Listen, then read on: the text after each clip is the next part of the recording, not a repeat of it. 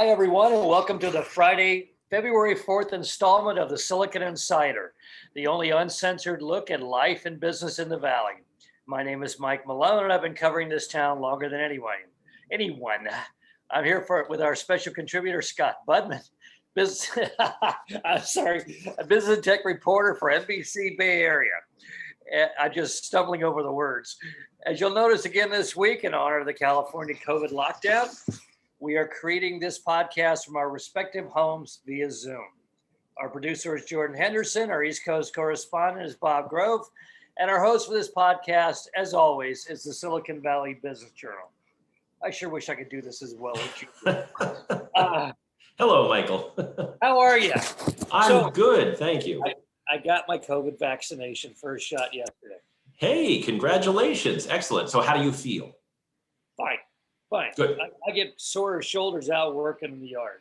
But I have to say, for the first one, there's that 30 seconds. I mean, they give you the shot, then they have you go out and sit in this waiting area for 15 minutes.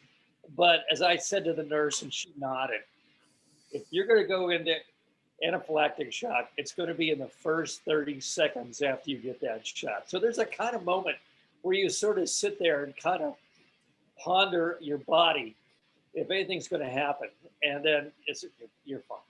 Good. One down, one to go. Way to go. But I would recommend if you're at the right age and you can do it, get in there soon, because the lines are getting longer by the day. So, the 15-minute wait outside, I did at the San Jose Service Center off Yesh. It's now about 35 minutes. And at different times of the day, it can get quite long. So get there as quick as possible. Bring a book. Okay.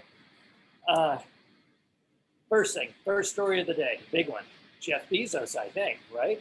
Yeah, I think that's the big news of the week, and that's saying something, because we've had some crazy tech news this week and in recent weeks. But Bezos deciding to step down reminded me of many years ago when Bill Gates made the same announcement.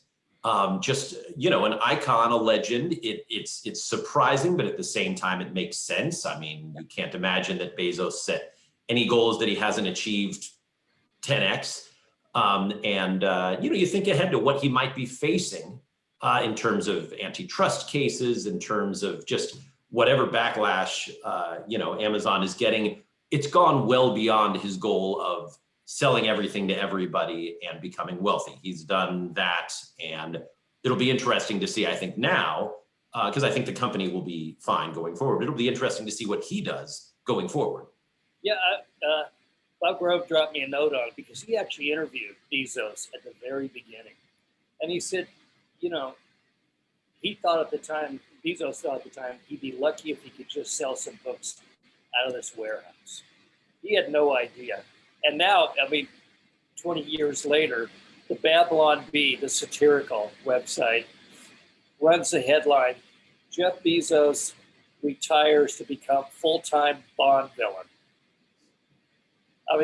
Talk about, I've known a number of billionaires in my life, and the transformation from the first person you meet to the one you meet after they have 9 zeros after their name is profound. They are a very different kind of person. I'm not sure they're happier, but they are powerful and they're transformed.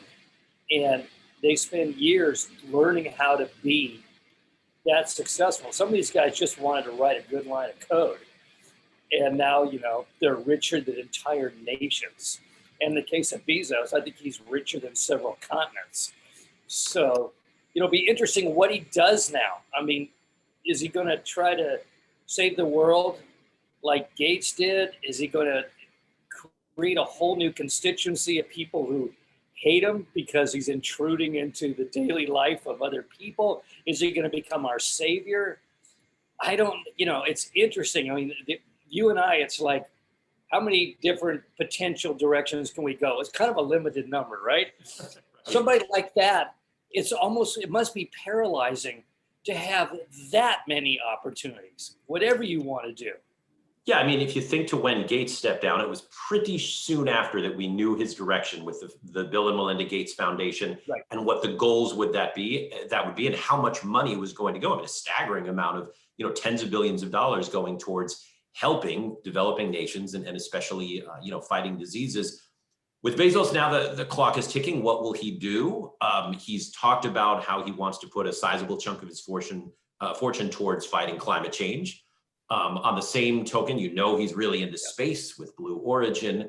Maybe he'll kick back and write a column for the Washington Post and spend his time doing that. You never know. He hasn't made that one big push announcement yet. So like you say, there are all sorts of options, and he just hasn't narrowed it down yet, at least for us. Yeah, I don't think he turns into a new house and writes a column like Dave, do it for the Washington Post. I don't see that. Blue Origin's an interesting direction.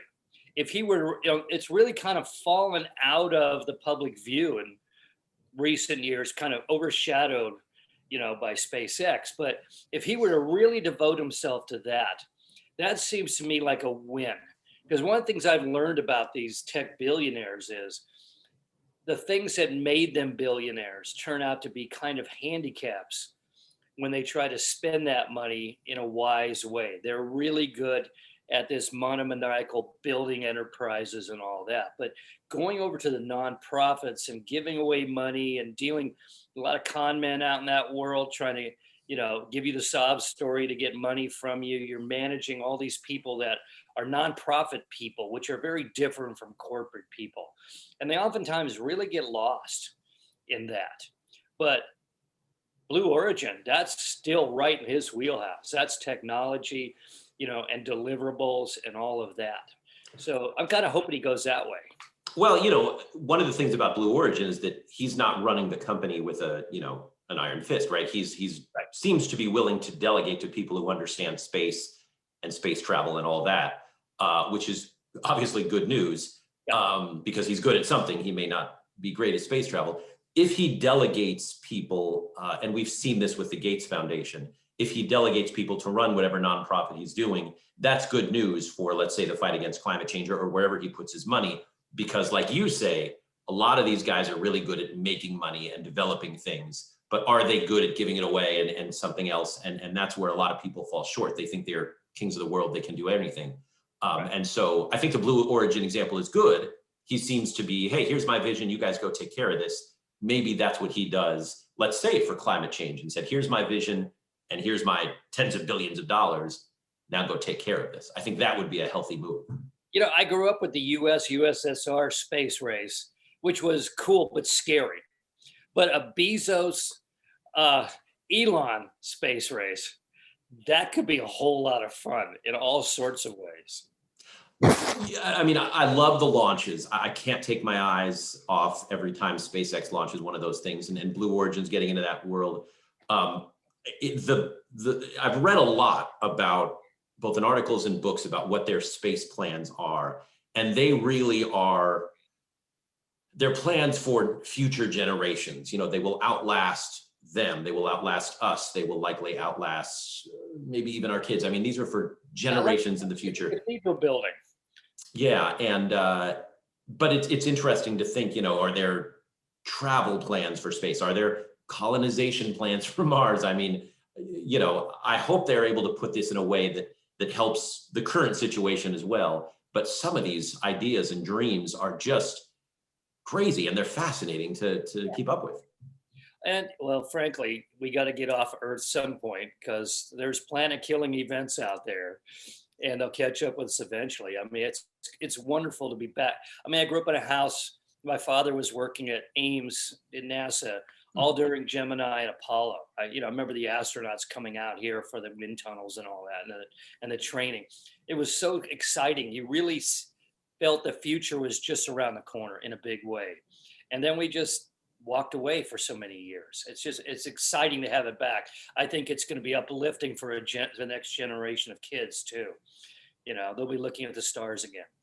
Yeah, it'll be interesting to follow. He's not going away. I can't see him pull a Howard Hughes. He's going to be around, and his money is going to be around. And I can't wait to see what he does with it. Yeah, it should be interesting. Okay, Robinhood. Where did they just got an injection of $1 billion or something? Where's that money coming from? I mean, these guys are sort of in disrepute right now. I mean, the Reddit kids, they shut them down.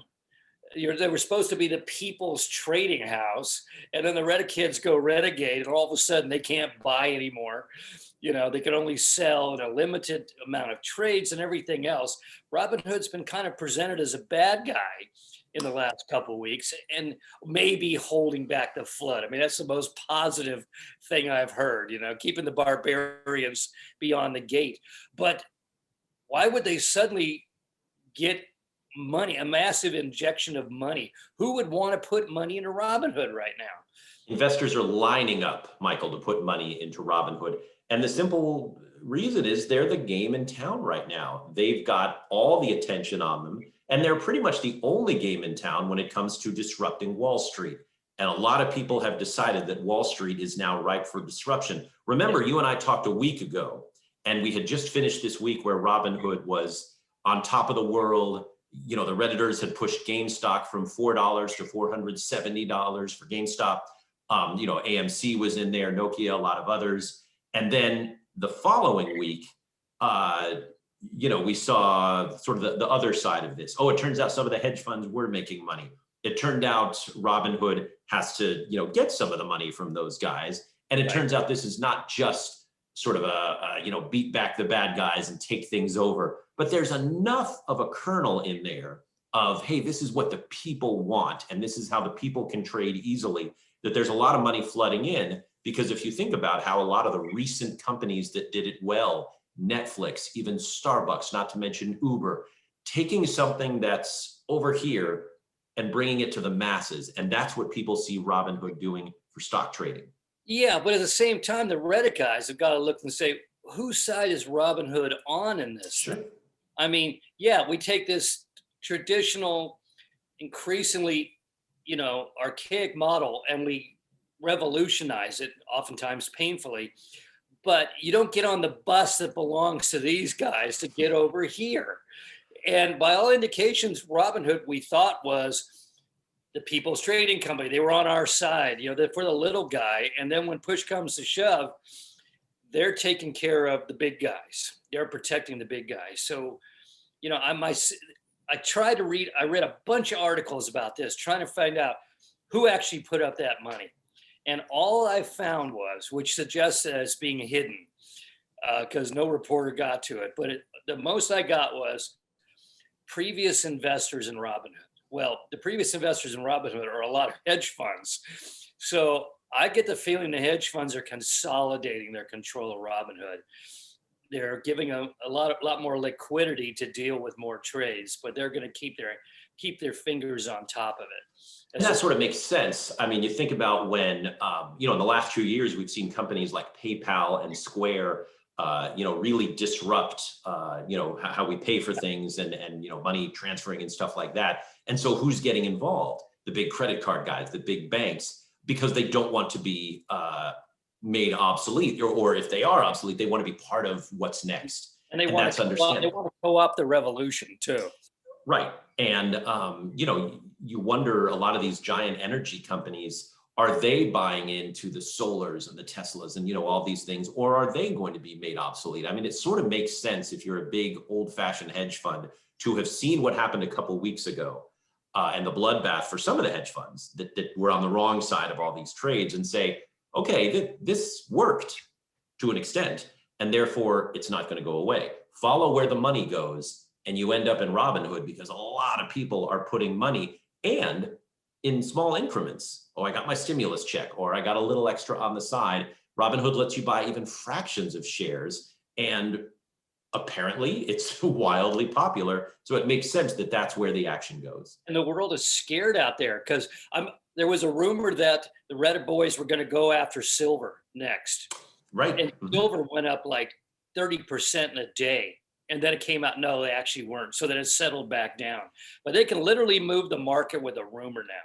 Right. But you know what else we saw? And this is, I think, more dangerous. The idea that a big personality, an Elon Musk or a Jack Dorsey, by simply putting out a tweet that says, hey, I like Bitcoin or I like Dogecoin, is bringing all these young, vulnerable traders into the market. But they don't know what the big guys are doing. They're playing, at a different level. And so a lot of people got burned putting their money into some of these cryptocurrencies when they go down. I mean, there were buyers. We warned everybody last week, be careful with this. But, this isn't brand new. I mean, the hedge fund guys have been doing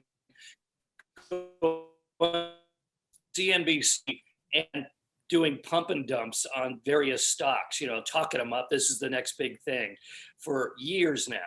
So once again, this is being democratized too, the pump and dump scheme, which is kind of scary because it makes this market even more volatile and unreal. I mean, I actually saw an article today, a headline was, "Are stocks real?"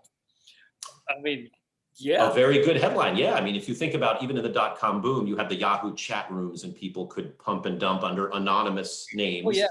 And now they're doing it, via Twitter and via Reddit on a much larger level. And so even more so, and we talked about this before, but you really have to be careful when you go into these things.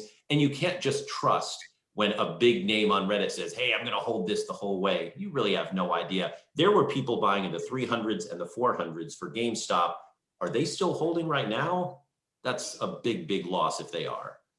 And also we predicted last week that the Reddit revolution might expand out to all the way across society for other things. Within 24 hours, I saw the first op-ed talking about, hey, we should bring this revolution, this people's revolution, to politics and to all sorts of other things. So it really is an interesting new and terrifying in many ways, exciting new paradigm. I think we're going to see this model pop up everywhere in the next few years. Right. And therefore, everybody has to be careful. Well, we've said this with politics. You have to be careful about what you read online. Full stop, end of sentence. Yeah, I think that you don't have to say anything more on that one. Okay, earnings. Google did well. Amazon did well. Peloton. Well, the one that interests me is eBay. How did eBay have such a great quarter? They really are kind of a comeback. Yeah, kind of a comeback story. When they spun off PayPal, which was a huge, huge revenue generator, people thought, well, eBay's kind of done for. There's so much competition. People are going to Amazon, other sites. But, this pandemic has proven that if you're a software company that makes it easier to do something online so you don't have to leave your house, you're likely to do well. And I think eBay is still that. And people are selling things, they're upgrading, they have time to browse online. And so, bam, you get eBay sort of making a bit of a comeback. Yeah, I had a theory a few years ago. eBay's problem was they've literally emptied every garage and attic in America and moved it to somebody else's garage and attic. But I think right now, 330 million Americans are walking around the house going, what can I sell? They're finally cleaning up the house after 50 years. And they're going, yeah, let's get rid of this. Let's put it on eBay. And once you get on eBay, then you all of a sudden, hey, wait a minute, there's that Hummel that I've always wanted. So, and all of a sudden the thing revives. I wonder if it'll last though, unlike some of these other ones where you've literally changed lifestyles. The eBay lifestyle is pretty well assimilated into our culture. Right. I mean, they changed lifestyles 20, 22 years ago. Yeah, they really changed the culture. I think this is one where it really is a temporary aberration created by the pandemic. And they need something fundamentally new coming out of it, to make that work. And I'm not sure they've got it. They're not that creative a company in their own way. Well, because they're so established. I mean, they're a tech veteran at this point. And so, right. I mean, I don't know that there's a way that the current model can take off like it did before, because again, it's already changed society. But hey, Apple was able to do it. We've seen these companies make the second acts even bigger than the first act. And, who knows? I mean, Meg Whitman's gone. A lot of that core team is gone. But, eBay's still around. It's not going anywhere. And you're right. It needs another hit if it's going to really take off and have that second act. But I was impressed to see how strong it still is, because this pandemic has proved that people are still on eBay a lot. And they're still on their Pelotons, apparently. Oh, yeah. We're not going inside a gym anytime real soon. Not anytime soon. And I really think even after we're allowed to, people are going to hesitate for months. They're going to be looking around saying, wait a minute, everybody's breathing again, you know, Yeah. and it's going to make them nervous. Okay, more SPACs, blank check IPOs, 23andMe, ChargePoint. And you sent me this one. I couldn't believe it when you suggested they're going to try to pull one of these SPACs. WeWork. Now, wait a minute. We talked about we buried and gave a funeral to WeWork a year ago. Really? They're really going to go out IPO and raise tons of money? There's a chance. Remember, WeWork really got in the news, and we really got to see under the hood and how, dangerously bad things were there when they were trying to go public, and that pretty much crumbled the whole company. It took Adam Neumann down. There's a fantastic book about Adam Neumann on the market that takes you all the way through the IPO process. And at the very end, the postscript is, hey, there's still, a company there. It's new ownership, it's new employees, and someday they're going to need to raise some cash. And it seems like that day may have come. Now, the idea of going through a SPAC is, in some ways, for some companies, it's been helpful. We've seen some space companies, some environmental companies, but we've also seen some, let's be honest, fraudulent companies that have no business being public. Yeah. Some sketchy ones, yeah. And WeWork up to this point has been in that category. We don't know what they've been doing for the last 8 or 9 months. But I wonder if it can sort of sneak into the public markets without us knowing all the numbers, if it goes the SPAC route as opposed to the regular route where you have to really open all the books. That makes me, question what's really going on, because it looks like a backdoor way where you don't have to open the kimono and show all the details of your recent history. Well, I mean, say it out loud what they do. They try to rent real estate to other companies, and they try to make money on it. Come on, that's not a tech company. That doesn't deserve a tech valuation. There are all sorts of it's property arbitrage when you get right down to it. They can slick it up and make it look cool to millennials and all that, and talk about startups. But that's really what it is. They're just acting as middlemen for real estate. Right, and the fact that they made so much money in investment the first time around, and that ended up making a small number of people wealthy. Yeah. Adam Neumann fabulously wealthy, but a whole bunch of people just got burned and lost their jobs. They've left a trail of disaster behind them within the last year. So if they're able to go public through one of these things, they'll be very closely watched. And obviously any stock, any IPO, we put out a warning, whoa, this is dangerous. For WeWork, we already know how dangerous. If you get into this, you've already known the risk. You know that this is a company that completely imploded not long ago. Now, interestingly enough, the model actually may be more interesting now than it was back then, because if companies are physically downsizing, reducing their footprint, sending everybody home, we're not going to live solely by Zoom calls. Man doesn't live by Zoom alone. If we've got scattered people all over the country and 5 or 6 in a town, maybe they need a place to converge occasionally for meetings and that sort of thing, to work with the parent company. And if that's this might be an interesting model now if run properly. If run properly. I mean, look, there's an alternative universe somewhere where WeWork was working just fine. And they're the biggest company in the world because they figured out how during a pandemic to get people to stay employed and do daycare and all the things that they talked about. By the way, in that alternate universe, the second most valuable company is Theranos, because they figured out how to do testing and everything with one drop of blood. And boy, is our society saved because of it.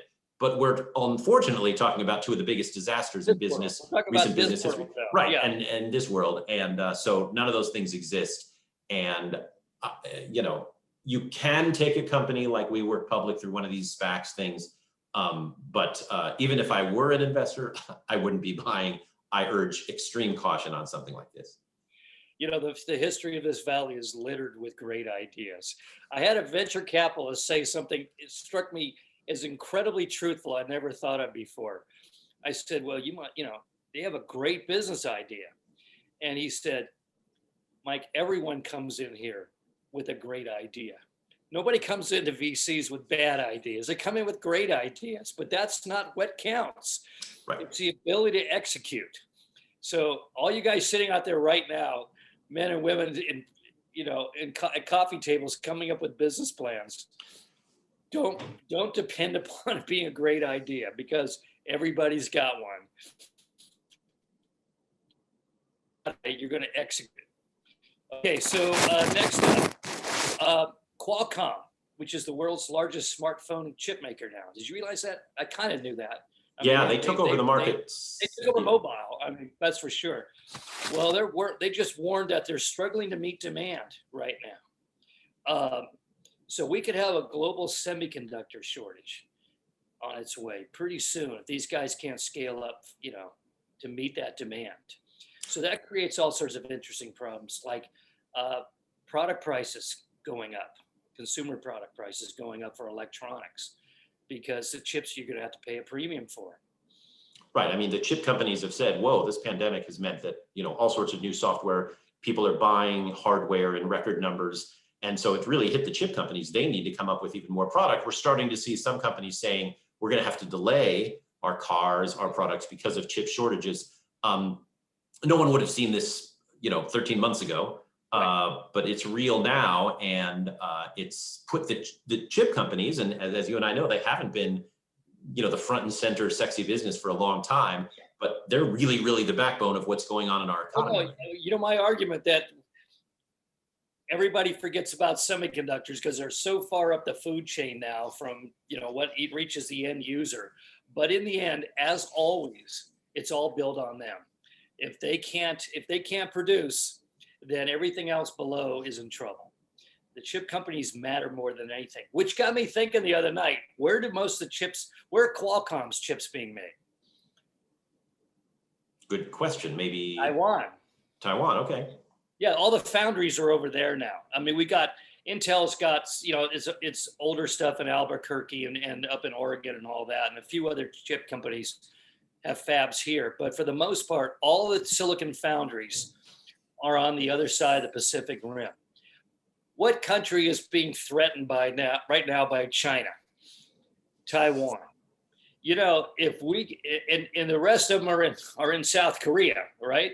So if we suddenly have a global incident that takes place in that strait between China, I mean, Chinese government's already doing flyovers, violating Taiwanese airspace, like they're gearing up for that invasion they've been promising for 70 years. If we suddenly have a mess over there, the world electronics industry could be in serious crisis in literally a single day. And we don't have any backup. We stop building anything if we don't have chips. So you're right. Something to watch. It gives you pause. Okay. Sergey Brin is setting up a family office in Singapore. Speaking of the Far East, he's moving. He's worth $86.5 billion, and a lot of it's moving over there, which is kind of interesting. Is that an indicator or something, or is he just diversifying, or is he getting offshore before taxes go up, which they're going to do pretty quick? What's he doing? I mean, I don't know. Again, I think people make too much of, Elon's moving to Texas or something. These are very wealthy people, phenomenally so. They can move where they want. They can live where they want. They have multiple spots across the world. They can move their money where they want. I don't know that the employment number or stock price of Google, the things that, we mortals follow, is affected by where Sergey Brin does. Oh, no, I don't think it does. But it's a reminder that rich people, the notion, we'll just tax rich people.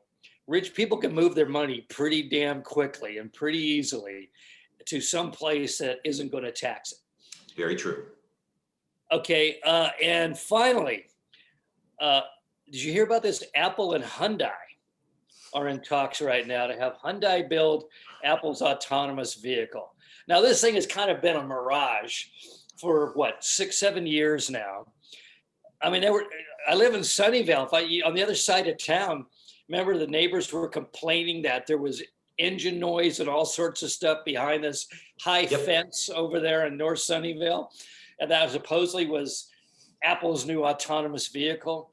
I was talking to some of those neighbors and to Apple about that back then when people were hearing those noises. And, the Apple Car idea has been around for a long time. And obviously they have the money in the other markets and they're doing fine if they can, slow roll this.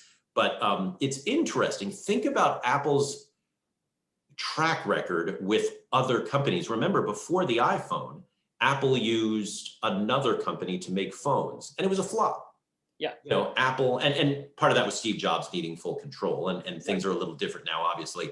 But the company culture is, we're going to do everything, soup to nuts. So the idea of saying, hey, there's going to be an Apple car, it's going to be a Hyundai, I just don't see that. I mean, maybe they're involved because they know how to make cars, but Apple is going to want to take this from every single panel and every single whatever battery. I mean, it's just Apple's way. Yeah, Apple doesn't play well with others. It never has. And but it's also interesting, for years we watched Microsoft with major new initiatives, and it was just around the corner, and then they abandoned it. And this happened over and over. And I've seen it with really large companies with a lot of cash, that they'll do these kind of initial forays into wild new market directions, but they don't pan out. And, then they shut the operation down. They don't talk about it anymore. And when they stick to their knitting, that's where they make all the money. And they're hoping they can pull one of these off. But where's Apple in health? How long has it been working on the health and, telemedicine and all that? 10 years? Do you see a lot of results besides, being able to measure your heartbeat on your watch? I mean, this happens over and over again. So I'll believe it when I see it. And you're right. I can't see Apple working. I mean, I'm sure they're thinking, well, the undercarriage, the motor, the drivetrain and all that, we'll get a car company to make that. But then it just becomes a platform for all of our apps to pour into. Right. But they're never going to accept that platform fully. It's going to be an antagonistic relationship, whoever they work with. Right. I mean, this is a hardware company, and so they want the whole thing. And it's so hard to make new cars. I mean, Tesla managed to do it. We're going to see a few others like Lucid and Neo try to do it. It's just so difficult. And if you're a software company, there's a reason you're a software company. Look how well Spotify integrated into cars. It's one push, and then Spotify is now in a gazillion other devices, every car on the road. And that's just so much easier than saying, we're going to build the car so that you can use our apps. But again, it gives us something to check out. Apple doesn't have an overall, sort of alphabet type structure yet. Yes. At some point, if they do that, then they'll say, hey, here's our healthcare initiative, here's our car initiative. For now, it's still Apple, and they have to be very careful with that brand because that's what everybody buys and trades on. Right. Okay, well, that's it for now, folks. You can find us on the Silicon Valley Business Journal homepage, as well as on Spotify. Speaking of, Anchor, Google Podcasts, and Apple Podcasts, as well as YouTube. Stay safe.